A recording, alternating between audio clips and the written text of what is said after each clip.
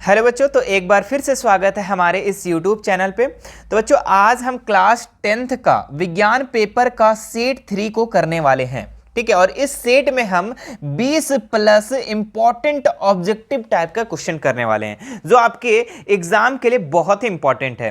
ठीक है, चाहे वो वीकली टेस्ट हो, साप्ताहिक परीक्षा, हाफ ईयरली एग्जाम हो, जो इसे हम लोग अर्धवार्षिक परीक्षा कहते हैं, प्री बोर्ड हो या फिर एनुअल एग्जाम, सभी एग्जाम के लिए ये वीडियो बहुत ज्यादा इंपॉर्टेंट है। ठीक है, आप सेट 1 और सेट 2 को भी जरूर देखें, उसमें भी हम लगभग 25-25 क्वेश्चन को करवाए हैं। ठीक है, सभी इंपॉर्टेंट क्वेश्चन को देख ले बच्चों। ठीक है, आप लोग के लिए बहुत ज्यादा हेल्पफुल होगा एग्जाम में। ठीक है, तो चलिए इसका हम लोग सारे क्वेश्चन को हम लोग देखते हैं। सबसे पहला जो क्वेश्चन है मेरे प्यारे बच्चों, एक लड़का समतल दर्पण के सामने 100 सेंटीमीटर की दूरी पर खड़ा है।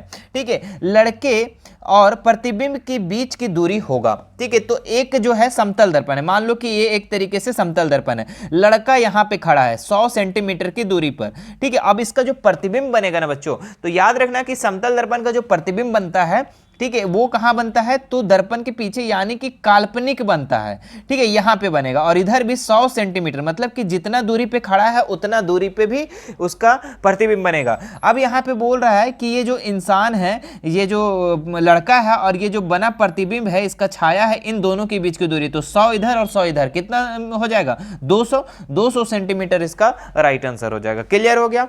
चलो आगे बढ़ते हैं हम लोग दूसरे नंबर सवाल पे। एक वस्तु अवतल दर्पण के सामने 10 सेंटीमीटर पर रखा है, जबकि दर्पण की फोकस दूरी 20 सेंटीमीटर है, तो प्रतिबिंब बनेगा। ठीक है, तो देखो एक अवतल दर्पण, ठीक है, मान लो कि ये बच्चों आप लोग का अवतल दर्पण है। ठीक है, ये अवतल दर्पण है। अब यहाँ पे क्या है कि एक कुछ वस्तु रखा गया है। ठीक है, और कहाँ पे रखा गया है, ये फोकस दूरी है ना, फोकस दूरी 10 सेंटीमीटर पे रखा गया, मतलब कि 10 सेंटीमीटर, और फोकस दूरी कितना है, 20 है, मतलब कि एफ जो है बच्चों ये 20 दिया हुआ है टोटल, और जो वस्तु रखा गया है यहाँ पे फोकस दूरी और ये ध्रुव के बीच में, वक्रता केंद्र के बीच में रखा गया है। और जब वक्रता केंद्र, फोकस दूरी और वक्रता केंद्र के बीच में रहता है बच्चों, तो ये जो इसका प्रतिबिंब बनता है वो आभासी बनता है। क्या बनता है, आभासी बनता है, और सीधा बनता है, और इससे बड़ा बनता है। ठीक है, तो इसका कौन सा आंसर हो जाएगा, तो ऑप्शन नंबर सी इसका बिल्कुल राइट हो जाएगा। ठीक है, आभासी बनेगा, सीधा बनेगा और बड़ा बनेगा। अगला सवाल देखिए, किस दर्पण की दृष्टि क्षेत्र विस्तृत होता है, मतलब कि किस दर्पण का दृष्टि क्षेत्र बड़ा होता है। ठीक है, तो समतल, उत्तल, अवतल या इनमें से सभी। तो उत्तल दर्पण का जो है बच्चों, इसका दृष्टि क्षेत्र बड़ा होता है, तभी तो हम लोग बाइक जो चलाते हैं ना, उसका साइड मिरर में क्या, कौन सा दर्पण लगाते हैं, उत्तल दर्पण, तब तो बड़ा बड़ा गाड़ी हम लोग को दिख जाता है एक छोटा सा दर्पण में। ठीक है, तो इसका जो दृष्टि क्षेत्र होता है ना, बड़ा होता है, इसका एरिया बड़ा होता है। ऑप्शन नंबर 20 का बिल्कुल राइट हो जाएगा। 4 नंबर सवाल देखेंगे, एक लेंस की क्षमता 2.5 डायोप्टर है, यह लेंस होगा। ठीक है, तो ये जो डायोप्टर है बच्चों ये प्लस में है, और जब भी प्लस में रहेगा तो वो उत्तल लेंस का डायोप्टर होगा। ठीक है, तो ऑप्शन नंबर इसका ए राइट हो जाएगा। ठीक है, और यही चीज माइनस में रहेगा तो वो आपका अवतल लेंस हो जाएगा। क्लियर है। चलो, प्लस में रहा तो उत्तल लेंस, और माइनस में रहा तो अवतल लेंस। ठीक है, चलो 5 नंबर देखो, किस लेंस का फोकस आभासी होता है। ठीक है, तो ऑप्शन है यहाँ पे अवतल लेंस, उत्तल लेंस, अवतल दर्पण, सभी। ठीक है, तो किस लेंस का फोकस यहाँ पे थोड़ा सा मिसप्रिंट लग रहा है, लिखना चाहिए यहाँ पे किस लेंस का प्रतिबिंब आभासी होता है। ठीक है, तो प्रतिबिंब होना चाहिए यहाँ पे। चलो, तो किस लेंस का प्रतिबिंब आभासी होता है बच्चों, तो अवतल लेंस का प्रतिबिंब जो होता है वो आभासी होता है। ऑप्शन नंबर ए इसका बिल्कुल राइट हो जाएगा। आगे बढ़ते हैं हम लोग 6 नंबर सवाल। क्या लिखा, वायु में गमन करते प्रकाश की एक किरण जल में तिरछी प्रवेश करती है। ठीक है, तो जैसे कि मान लो कि ये पानी है। ठीक है, ये क्या है, पानी है, और ये एक अभिलंब है।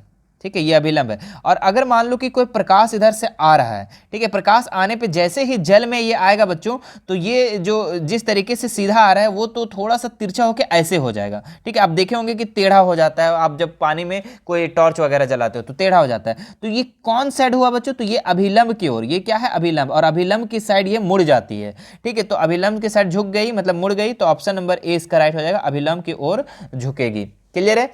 चलो आगे बढ़ते हैं हम लोग नेक्स्ट सवाल में। नेत्र द्वारा रेटिना पर किसी वस्तु का कैसा प्रतिबिंब बनता है।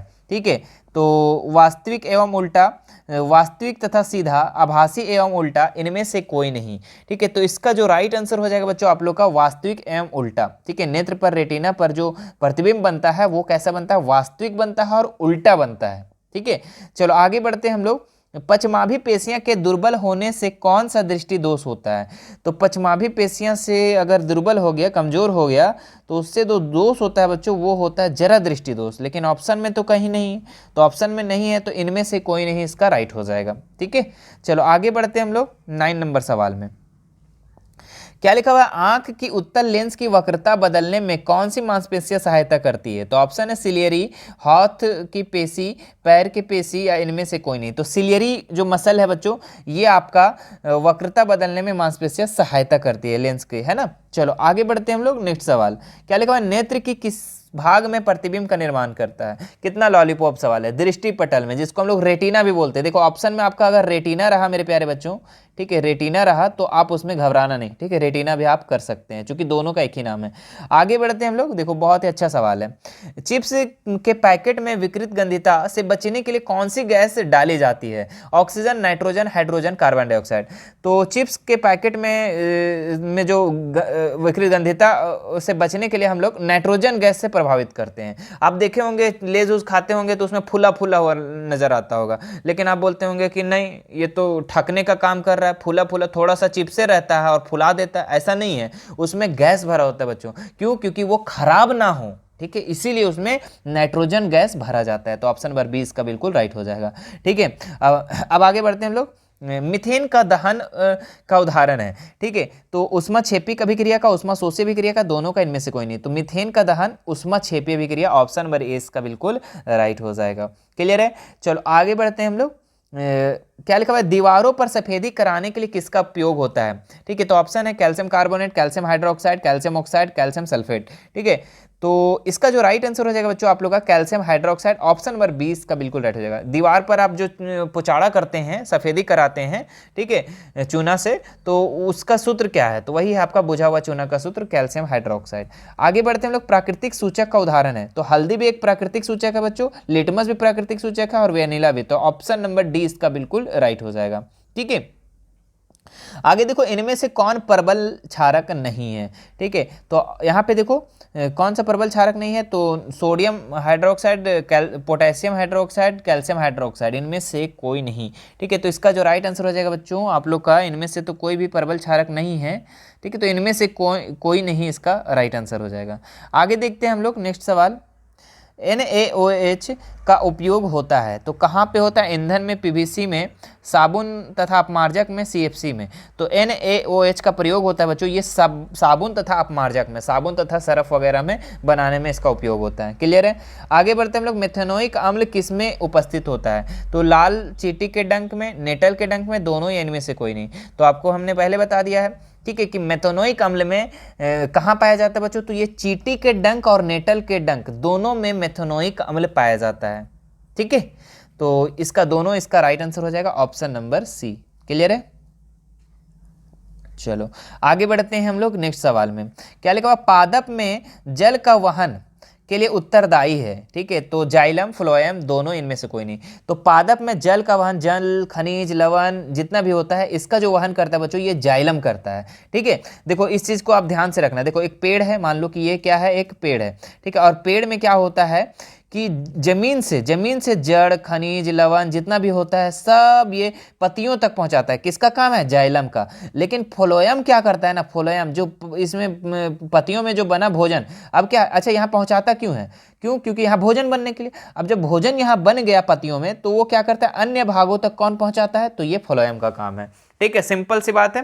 ठीक है, जैसे कि आप अगर घर में जो गार्जियन है वो क्या करते हैं? जाइलम, वो बाहर से सब्जी उब्जी लाते हैं और कहाँ तक? किचन घर में दे देते हैं। अब वहाँ पे क्या, किचन घर में जो काम कर रहे हैं, ठीक है, आपके मम्मी वगैरह, तो वो क्या करती है? दूसरी जगह बांट देती है। तो समझ में आ गया, जाइलम क्या करता है? जड़ से खनिज लवण को पत्तियों तक पहुँचाता है। फ्लोएम क्या करता है? पत्तियों में बना भोजन अन्य भागों तक पहुँचाता है। सिंपल सी बात था। ठीक है, तो जल का वहन कौन करता है? जाइलम। ठीक है, और भोजन का वहन कौन करता है? ये आप कमेंट करके बता दो, अभी जस्ट हमने बताया। अब देखो आगे सवाल, मछली के हृदय के में कोष्ठकों की संख्या कितनी होती है? तो मछली के हृदय की कोष्ठ की संख्या 2 होती है बच्चों। ठीक है, मानव का कितना होता है वो आप कमेंट करके बता दो मुझे। ठीक है, आगे बढ़ते हम लोग। निम्न में किसका संबंध उत्सर्जन तंत्र से है? तो आधारी निस्यंदन एकक, कोशिका गुच्छ, चयनित पुनर्शोषण सभी। ठीक है, तो इसका राइट आंसर जो हो जाएगा बच्चों आप लोग का 30 नंबर का ऑप्शन नंबर ए। ठीक है, आधारी निस्संदेह एकक। आगे देखते हैं हम लोग 31 नंबर सवाल, रक्त दाब किस तंत्र से पाता जाता है। ठीक है, तो स्पाइगोमो मोनोमीटर, आमीटर, दोनों या इनमें से कोई नहीं। ठीक है, तो इसका जो राइट आंसर हो जाएगा आप लोग का 31 का ए नंबर। ठीक है, स्पाइगमो मोनोमीटर। ठीक है, इसी से मापा जाता है, मापा लिखने से पाता लिख दिया है। ठीक है, मापा जाता है। रक्तदाब, ब्लड प्रेशर किससे मापा जाता है, तो ये आप याद रखना, स्पाइगमो मैनोमीटर। ठीक है, आगे देखो नेक्स्ट सवाल, कौन सा हार्मोन अधिवृक्क ग्रंथि से स्रावित होती है। इंसुलिन, एड्रेनलिन, थायरोक्सिन, इनमें से कोई नहीं। तो इसका जो राइट आंसर हो जाएगा बच्चों आप लोग का ऑप्शन नंबर बी, एड्रेनलिन। ठीक है, याद रखना। चलो नेक्स्ट सवाल देखते हैं हम लोग, लास्ट सवाल है बच्चों। ठीक है, वृद्धि हार्मोन कहाँ से स्रावित होती है। पीयूष ग्रंथि, अटूव ग्रंथि, अधिवृक्क ग्रंथि, थायरस ग्रंथि। इसका राइट आंसर हो जाएगा पीयूष ग्रंथि। ठीक है, वृद्धि हार्मोन कहाँ से स्रावित होती है बच्चों, तो पीयूष ग्रंथि से। ठीक है, तो ये था मेरे प्यारे बच्चों इस सेट का। ठीक है, सेट 3 का जो भी क्वेश्चन था इसमें। ठीक है, ये 33 क्वेश्चन नहीं था, इसमें से हमको लगता है 25 क्वेश्चन बीच बीच से क्वेश्चन हटाया गया है, क्योंकि इसमें हम सारे इंपॉर्टेंट क्वेश्चन को डाले हैं। ठीक है, तो सेट 3 का जो भी आपका 20 प्लस क्वेश्चन था, 25 लगभग में जो भी क्वेश्चन था, ये सारे इंपॉर्टेंट क्वेश्चन था। ठीक है, सेट 1 भी आप देख लेना बच्चों। ठीक है, और सेट 2 भी देख लेना। ठीक है, उसका लिंक मैं डिस्क्रिप्शन में डाल दूंगा। ठीक है, दोनों को बढ़िया से आप देख लेना। ठीक है, और अगर हमारे हमसे जुड़ना चाहते हैं, ठीक है, कोई भी सवाल करना चाहते हैं, तो इसका जो लिंक है बच्चों डिस्क्रिप्शन में इंस्टाग्राम का लिंक दिया हुआ है। ठीक है, इंस्टाग्राम का लिंक दिया हो, वहां से आप हमसे ऐड हो सकते हैं। टेलीग्राम, व्हाट्सएप का लिंक है, उससे भी जुड़ना चाहते हैं तो जुड़ सकते हैं। ठीक है, बाकी कोई भी बेझिझक हमें मैसेज कर सकते हैं, कुछ भी पूछ सकते हैं। ठीक है, उसका मैं जवाब जरूर देंगे। और आप और भी इस तरीके से क्वेश्चन चाहिए, ठीक है, इंपॉर्टेंट क्वेश्चन, तो आप हमारे चैनल को सब्सक्राइब जरूर कर लेंगे। इसी तरीके से आपका सेट 4 भी आ जाएगा, तो चैनल को सब्सक्राइब करके घंटी वाले बटन को जरूर दबा लेना। ठीक है, दबाने के बाद आपको जो भी हमारी नई वीडियो आएगी तो आपके पास नोटिफिकेशन फटाक से चला जाएगा। चलिए, बाकी मिलते हैं नेक्स्ट वीडियो में। Thank you so much.